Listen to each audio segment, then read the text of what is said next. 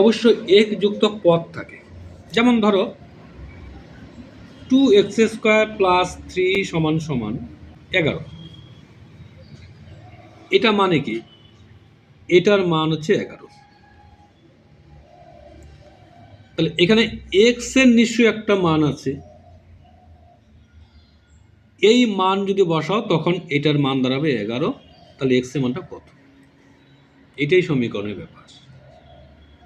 তোমার সমাধান করলে বেরিয়ে যাবে। সমাধান করো। 2x² সমান সমান 8, 2 বসায় দেখো, 2² মানে 4, 4 দোকানে 8, 8 আর 3 11। তাহলে প্রশ্ন তাহলে এটা কিভাবে আসবে? যে এমন একটি সংখ্যা নির্ণয় করো যার বর্গের দ্বিগুণের সঙ্গে 3 যোগ করলে 11 হয়। ঠিক আছে? তো এবার দেখো কত ধরনের আসে। হয়তো বললো দুটি সংখ্যার সমষ্টি 15, তাদের গুণফল 56, সংখ্যা দুটি কি? তখন আমরা কি ধরব? দুটি সংখ্যার যোগফল 15, তার মানে একটি যদি এক্স ধরি একটি এক্স, তো অপরটি কত হবে? নিশ্চয়ই যোগফল 15, তার মানে 15 থেকে একটা বাদ দিয়ে দাও, এটা হচ্ছে অপরটি। তাদের গুণফল আবার বলছে 56, প্রশ্নটা দিয়ে দাও। এই যে দুটি সংখ্যার গুণফল সমান সমান 56, এটা সমাধান করো, দেবে উত্তর এসে x - 8 x - 7 সমান সমান 0। তার মানে x সমান সমান কি হচ্ছে 8 আর 7। প্রমাণ করে দেখতে পারো। এখন দেখো যোগ করলে 15 হয়, গুণ করলে 56 হয়। আবার তো এইভাবে আসতে পারে যে তাদের বর্গের সমষ্টি 113, সংখ্যা দুটি নির্ণয় করো। তখন নিশ্চয়ই তোমার কী লিখতে হবে? এই যে বর্গের সমষ্টি, এই যে একটা বর্গ আর একটা বর্গ হচ্ছে 15 - x, তো এই যে দুইটির বর্গের সমষ্টি 113, মানে সমাধান করলে হবে। ক্রমিক সংখ্যা মানে কিন্তু পর পর বাড়ে না। ধরো 1 2 3 4, তার মানে দুটি ক্রমিক সংখ্যা যদি হয় অবশ্যই একটা থেকে আরেকটা 1 বেশি হবে। যদি একটা এক্স হয় পরেরটা হবে x + 1।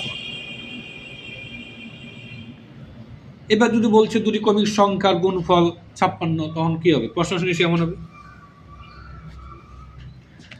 যুগ্ম সংখ্যা কিরকম? 2 করে বাড়ে, 10 12 14, সুতরাং এক্স একটা x + 2। অযুগ্ম ক্ষেত্রে একই অবস্থা হবে, ধরো 11 13 এভাবে যাবে। আয়তক্ষেত্রের সূত্র জানতে হবে। ক্ষেত্রফল দৈর্ঘ্য ইন্টু প্রস্থ, কর্ণের স্কয়ার মানে দৈর্ঘ্য স্কয়ার প্লাস প্রস্থ স্কয়ার হয়। ত্রিভুজের ক্ষেত্রফল, সমগ্র ত্রিভুজের ক্ষেত্রে বাহুর সম্পর্ক করে কি হয়। সময় মানে দূরত্ব বাই গতিবেগ। কিছু জিনিস কিনলে দ্রব্যের পরিমাণটা দাঁড়ায় মোট টাকা বাই দাম। 2 অঙ্ক বিশিষ্ট সংখ্যা কীভাবে বের করে? নিশ্চয়ই দশককে 10 দিয়ে গুণ প্লাস এককের সঙ্গে 1 যোগ হয়। এইভাবে এই বিষয়গুলো জানলে তোমার প্রশ্ন মানে সমীকরণ গঠন করতে সুবিধা হবে। একটি আয়তকার ক্ষেত্রের দৈর্ঘ্য প্রস্থের চেয়ে 36 মিটার বেশি। ক্ষেত্রফল এত হলে দ্বিঘাত সমীকরণ গঠন করো।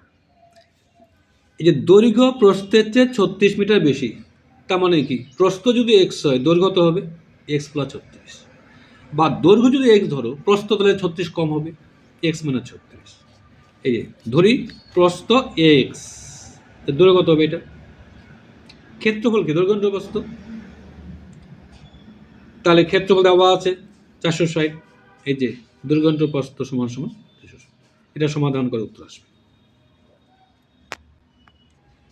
তাহলে নিশ্চয়ই এই যে আয়তাকার ক্ষেত্রে কর্ণের দৈর্ঘ্য এত, দৈর্ঘ্য প্রস্থ থেকে এত বেশি, নিশ্চয়ই এইভাবেই হবে। কিন্তু সূত্রটা কর্ণ দিয়ে হবে, কর্ণের স্কয়ার দিয়ে হবে। ধরাটা কি হবে? এক ব্যক্তি এত টাকায় কিছু চিনি ক্রয় করেন, আরও 4 কিগ্রা চিনি বেশি পেতেন যদি প্রতি কিগ্রা প্রতি চিনির দাম 1 টাকা কম হতো। এই যে জিনিস পাওয়ার সূত্রটা কি? মোট টাকা বাই দাম। তো এবার দেখো, এবার দুইবার ব্যাপার আছে। মনে করো প্রথমে দাম ছিল এক্স টাকা, তখন কতগুলো পাইলেন? 80/x, মোট টাকা বাই দাম। এবার দাম যখন একটা কম হবে তখন নিশ্চয়ই দাম হবে x-1, তোর মোট কত পাবে? 80/x-1। তাহলে যেহেতু দাম যখন কম হয় এত বেশি পেতেন, তাহলে প্রশ্ন কী হবে? পরের যে পাওয়ারটা ছিল 80/x-1, 80/x-1 মাইনাস 80/x, তারপর দাম যখন কমলো তখন এইটুক পাইল, আর আগে এইটুক সমান সমান 4। এটা আবার সমাধান করতে হবে, কিন্তু আমরা ধরে নেব, ধরি পূর্বে দাম এক্স টাকা পার কেজি, পরে দাম x-1 টাকা পার কেজি। দুটি স্টেশনের দূরত্ব এত কিমি। এবার যদি গতিবেগ ঘন্টা 5 কিমি বেশি হতো তাহলে 2 ঘন্টা সময় কম লাগতো। তাহলে এখানে সময়ের ব্যাপার আছে। আচ্ছা, ধরো গতিবেগ x কিমি পার ঘন্টা। প্রশ্ন এমন কেন হলো? দেখো, এই যে মোট দূরত্ব বাই গতিবেগ, এটা মানে কি? আগে কতটা সময় লেগেছিল, আবার 300/x + 5 পরে কতটা লেগেছিল, মানে পরে কতটা সময় লাগবে এই গতিবেগ অনুযায়ী, সমান সমান 2, কারণ এই সময়টাতে 2 ঘন্টা বেশি। এবার ধরাটা কীভাবে লিখবে? ধরি গতিবেগ x কিমি পার ঘন্টা, অঙ্ক আছে 2 অঙ্ক বিশিষ্ট সংখ্যার একক স্থানীয় অঙ্ক 10 স্থানীয় অঙ্ক 6 বেশি। তো ধরি একক স্থানীয় অঙ্ক x, মানে ধরি একক স্থানীয় অঙ্ক 10 স্থানীয় অঙ্ক অপেক্ষা 6 বেশি। ধরি দশক স্থানীয় অঙ্কটা x, এককটা কি হবে? 6 বেশি আছে মাত্র, না? তাহলে সংখ্যাটা কি দাঁড়াবে? সূত্র অনুযায়ী দশককে 10 দিয়ে গুণ হয়, তাহলে 10x প্লাস এককটা যোগ 11x + 6 বলছে। এই সংখ্যাটাই বলছে গুণফল থেকে 12 কম। এই সংখ্যাটাকে লেখো প্রশ্ন অনুসারে। গুণফল কত? সংখ্যা দুইটার গুণফল, এটা গুণফল। গুণফল থেকে 12 কম আছে, 12 বিয়োগ করে। এইখানে সবগুলা করতে হবে। তো এই 7 নম্বরটা আপাতত করবে, 8 নম্বরটা পরে করতে পারো, মানে মোট কথা যেগুলো একটু জটিল পরে করো। এই অধ্যায়টার মধ্যেও যদি এটা শ্রীধরের এই নিয়মই করা যাবে,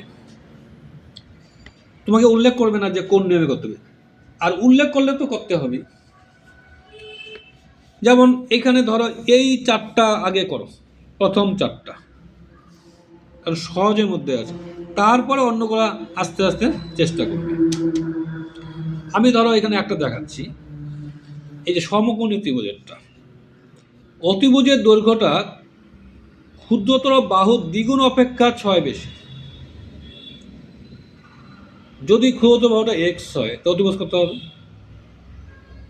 দ্বিগুণ অপেক্ষা 6 বেশি, তাহলে 2x + 6 হবে। সেমি অতিভুজটা কি হবে? মানে অতিভুজের দৈর্ঘ্য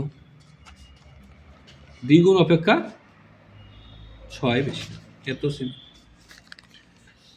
তৃতীয় বাহুটা বলছে অতিভুজের থেকে আবার 2 কম, এই অতিভুজ থেকে আবার 2 বাদ দিবে। তৃতীয় বাহু 2x + 6 - 2। তাহলে সমঘাতের সূত্র কি? লম্ব স্কয়ার প্লাস ভূমি স্কয়ার সমান অতিভুজ স্কয়ার। অতিভুজ স্কয়ারটা নিশ্চয়ই মানে এইভাবে লিখতে পারো, এই যে অতিভুজ স্কয়ার সমান সমান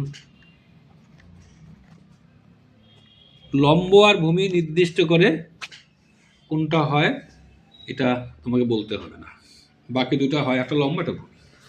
এই যে সমকোণী ত্রিভুজ, এটা অতিভুজ, এটা লম্ব এটা ভূমি, বা এটা ভূমিটা লম্ব হতে পারে। আপাতত একটু করলাম। পরীক্ষা কিভাবে আসে মাধ্যমিক বিভিন্ন বছর দেখতে পারো। আর করে অভ্যাস করো।